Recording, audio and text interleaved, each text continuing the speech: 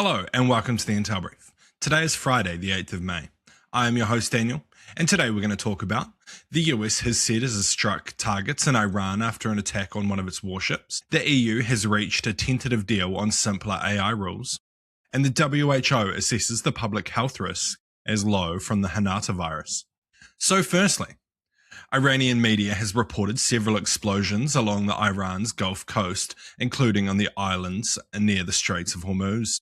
Loud blasts were heard near the port city of Bandar Abbas, and the Iranian Fast news agency reported. Iranian state media said that the country's armed forces exchanged fire with the enemy on Qasim Island in the Straits of Hormuz, home to about 150,000 people.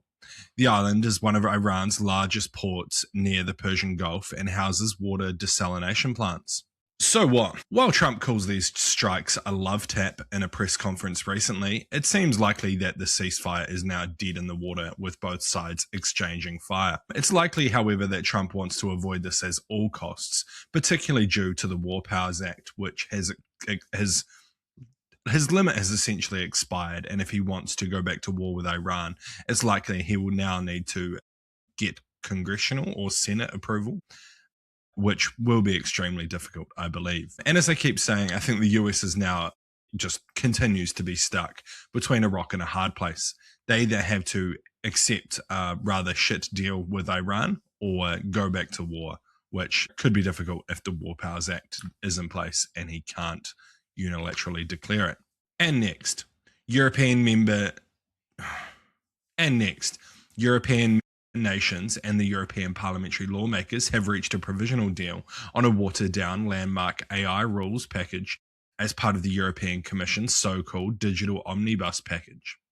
The tentative agreement includes delaying the implementation of some of the obligations for AI systems to prevent legal uncertainty, Parliament said in a press conference earlier on Thursday after a late-night negotiation.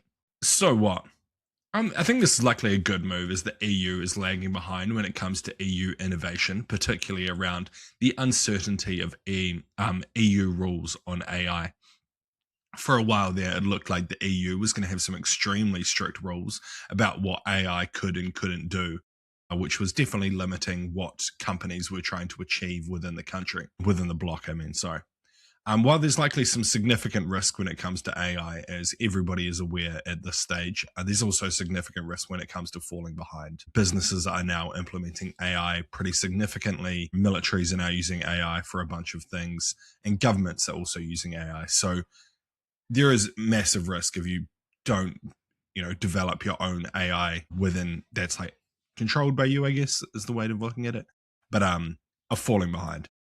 And lastly, WHO director held a press conference about the outbreak of the Hantavirus on the Honduras cruise ship. He said that about 8 reports of the virus's infections, including 5 people that had been confirmed. He said that the WHO is aware of these reports and that other people's symptoms who may have been in contact with one of the passengers.